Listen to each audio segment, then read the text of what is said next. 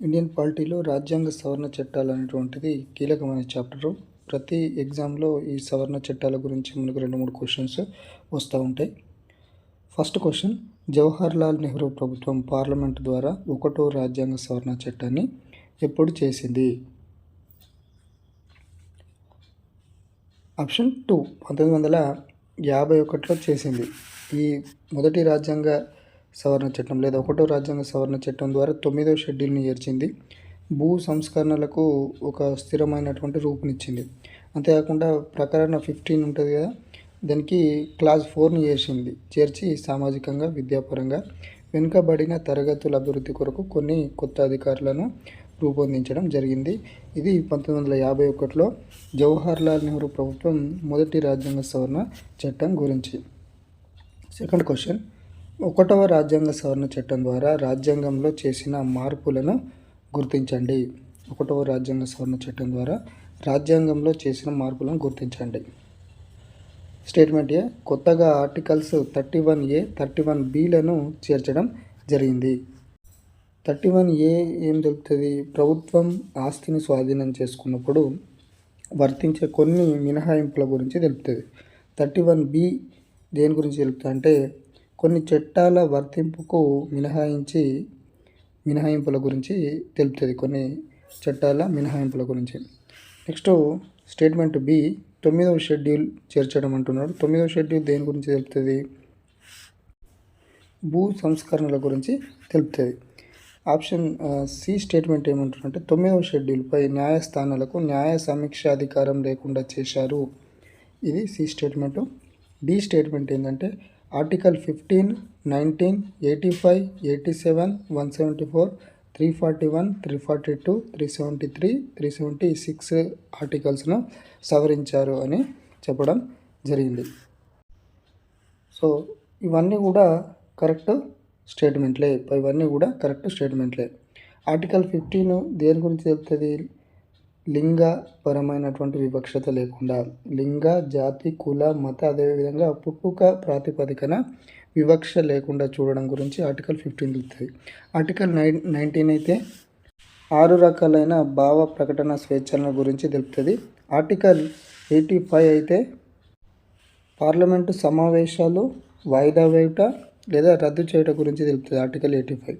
87 అయితే పార్లమెంటును ఉద్దేశించి రాష్ట్రపతి చేసేటువంటి ప్రత్యేక ప్రసంగం గురించి తెలుపుతుంది. ఆర్టికల్ 87.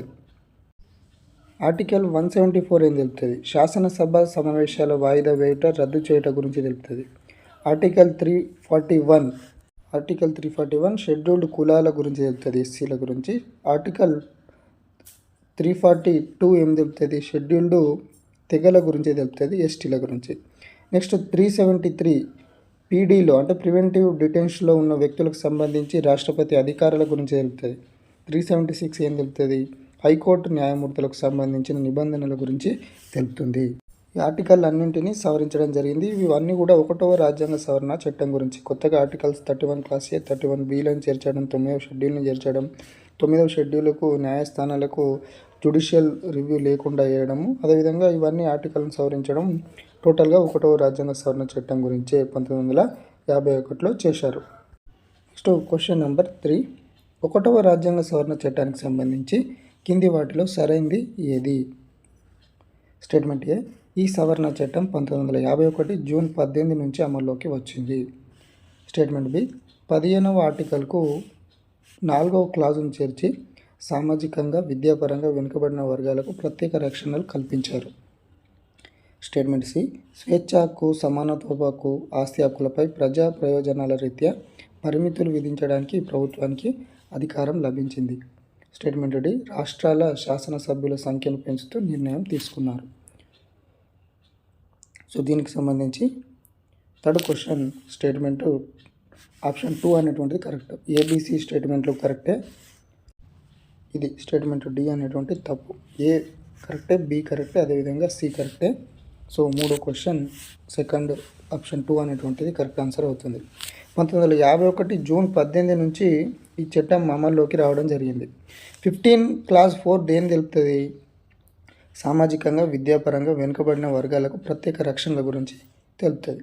అంతేకాకుండా స్వేచ్ఛ హక్కు, సమానత్వ హక్కు, ఆస్తి హక్కులపై ప్రయోజనాల రీత్యా పరిమితులు విధించడానికి ప్రభుత్వానికి అధికారం లభించింది. 4th క్వశ్చన్, ఒక లోక్సభ సభ్యుడు 7,50,000 మందికి ప్రాతినిధ్యం వహించేలా ఏ రాజ్యాంగ సవరణ చట్టం ద్వారా నిర్ణయించారు? ఒక లోక్సభ సభ్యుడు 7,50,000 మందికి ప్రాతినిధ్యం వహించేలా ఏ రాజ్యాంగ సవరణ చట్టం ద్వారా నిర్ణయించారు? ఆప్షన్ 2, 2వ రాజ్యాంగ సవరణ చట్టం 1952 ద్వారా ఒక ఎంపీ కనీసం ఒక 7,50,000 మందికి ప్రాతినిధ్యం వహించేటట్టు చూడడం జరిగింది. 5th క్వశ్చన్, ఏ రాజ్యాంగ సవరణ చట్టం ద్వారా 7వ షెడ్యూల్ను సవరించి ముడి పత్తి, ఆహార ధాన్యాల ఉత్పత్తి, పశు సంపదకు సంబంధించిన అంశాలను ఉమ్మడి జాబితాలోకి చేర్చారు?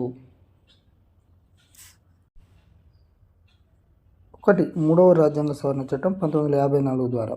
అయితే 7వ షెడ్యూల్ ఏం తెలుపుతుంది అంటే కేంద్ర రాష్ట్రాల మధ్య అధికార విభజనను గురించి తెలుపుతుంది.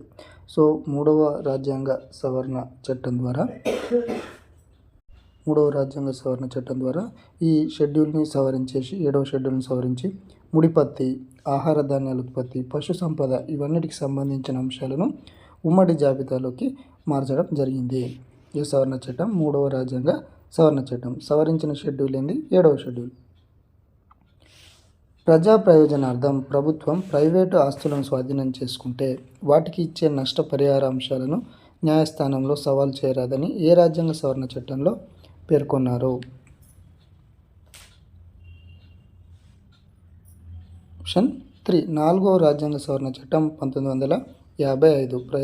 ప్రజా ప్రయోజనార్థం ప్రభుత్వం ప్రైవేటు ఆస్తులను స్వాధీనం చేసుకుంటే వాటికి ఇచ్చే నష్టపరిహార అంశాలను న్యాయస్థానంలో సవాలు చేయరాదు. 7వ క్వశ్చన్, 4వ రాజ్యాంగ సవరణ చట్టానికి సంబంధించి కింది వాటిలో సరైన జవాబును గుర్తించండి. స్టేట్మెంట్ ఏ, 31 క్లాస్ ఏ 305 ఆర్టికల్స్ను సవరించారు. 9వ షెడ్యూల్ను సవరించారు. 4th ఏ భాగాన్ని నూతనంగా చేర్చారు. ఈ సవరణ చట్టం 1955 ఏప్రిల్ 27 నుంచి అమల్లోకి వచ్చింది. సో సరైన అంశాలు అని అడుగుతున్నాడు. సో క్లియర్గా మనకు స్టేట్మెంట్ సి 4వ ఏ అనే భాగం దేని గురించి చెప్తుందంటే ప్రాథమిక విధుల గురించి తెలుపుతుంది. అవునా? సో ఇది మనకు 42వ రాజ్యాంగ సవరణ ద్వారా 1976లో చేర్చారు. కాబట్టి ఇది 4వ రాజ్యాంగ సవరణ చట్టం కిందికి రాదు. సో స్టేట్మెంట్ ఏ, స్టేట్మెంట్ బి, అదేవిధంగా స్టేట్మెంట్ డి వస్తుంది. కాబట్టి 7వ క్వశ్చన్కు కరెక్ట్ ఆన్సర్ ఏంటంటే ఆప్షన్ 2 అనేటువంటిది అవుతుంది. సో 31 ఆర్టికల్ 44వ రాజ్యాంగ సవరణ ద్వారా ఆస్తి హక్కును ప్రాథమిక జాబితా నుండి తర్వాత తొలగించడం జరిగింది. అదేవిధంగా 31 ఏ దేని గురించి తెలుపుతుంది అని అంటే ఇంతకుముందు చెప్పిన మనము ప్రభుత్వం ఆస్తిని స్వాధీనం చేసుకున్నప్పుడు వర్తించే కొన్ని మినహాయింపుల గురించి తెలుపుతుంది. 305 ఆర్టికల్ దేని గురించి తెలుపుతుంది? వర్తక వాణిజ్యంలపై రాష్ట్రంల గుత్తాధిపత్యం గురించి తెలుపుతుంది. ఓకేనా? ఈ 31కు సంబంధించింది అయితే 44వ రాజ్యాంగ సవరణ ద్వారా ఆస్తి హక్కును ప్రాథమిక హక్కుల జాబితా నుండి తొలగించడం జరిగింది. సో 4వ రాజ్యాంగ సవరణ ద్వారా దీనికి ముందు కూడా సవరించడం జరిగింది. 9వ షెడ్యూల్ అయితే భూ సంస్కరణల గురించి తెలుపుతుంది. అదేవిధంగా 4వ రాజ్యాంగ సవరణ చట్టం 1955 ఏప్రిల్ 20 నుంచి అమల్లోకి వచ్చింది. ఏ రాజ్యాంగ సవరణ చట్టం ద్వారా అంతర్రాష్ట్ర వ్యాపార వాణిజ్య వ్యవహారాలపై పన్నులను విధించే అధికారాన్ని పార్లమెంటుకు కల్పించారు? ఆప్షన్ 3, 6వ రాజ్యాంగ సవరణ చట్టం 1956 ద్వారా అంతర్రాష్ట్ర వ్యాపార వాణిజ్య వ్యవహారాలపై పన్నులను విధించే అధికారాన్ని పార్లమెంటుకు కల్పించారు.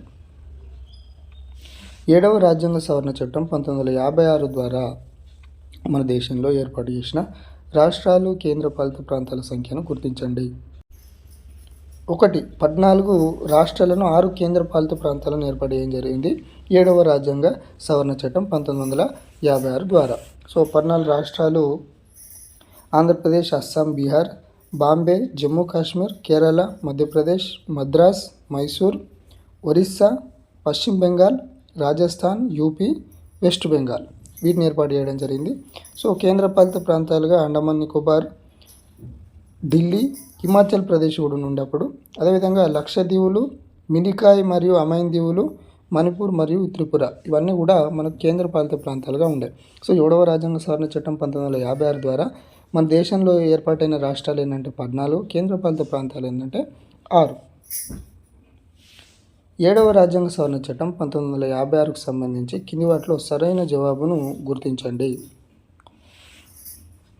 స్టేట్మెంట్ ఏ, పార్ట్ ఏబిసిడి రాష్ట్రాల వర్గీకరణను రద్దు చేశారు. 1 కంటే ఎక్కువ రాష్ట్రాలకు ఒకే హైకోర్టు ఏర్పాటు చేయడానికి అవకాశం కల్పించారు. హైకోర్టు అధికారాలను కేంద్రపాలిత ప్రాంతాలకు విస్తరించారు. హైకోర్టు న్యాయమూర్తుల నియామకంలో గరిష్ట వయోపరిమితి అంశాన్ని తొలగించారు. సో 7వ రాజ్యాంగ సవరణ చట్టం గురించి 1956కు సంబంధించి ఇవన్నీ స్టేట్మెంట్లు కూడా కరెక్టే. ఆప్షన్ 4 అనేటువంటిది కరెక్ట్ అవుతుంది. అప్పటి వరకు ఉన్న పార్టీ ఏబిసిడి రాష్ట్రాలను తొలగించడం జరిగింది.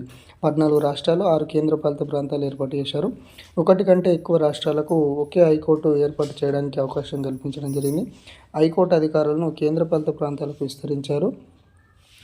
హైకోర్టు న్యాయమూర్తుల నియామకంలో గరిష్ట వయోపరిమితి అంశాన్ని కూడా తొలగించడం జరిగింది. ఓకేనా. సో ఇవన్నీ స్టేట్మెంట్లు కూడా కరెక్టే. ఏ రాజ్యాంగ సవరణ చట్టం ద్వారా 11th క్వశ్చన్, ఏ రాజ్యాంగ సవరణ చట్టం ద్వారా లోక్సభ, రాష్ట్రాల విధాన సభల్లో షెడ్యూల్డ్ కులాలు, షెడ్యూల్డ్ తెగలు, ఆంగ్లో ఇండియన్లకు కల్పిస్తున్న ప్రత్యేక సదుపాయాలను 10 సంవత్సరాల నుంచి 20 సంవత్సరాలకు పెంచారు?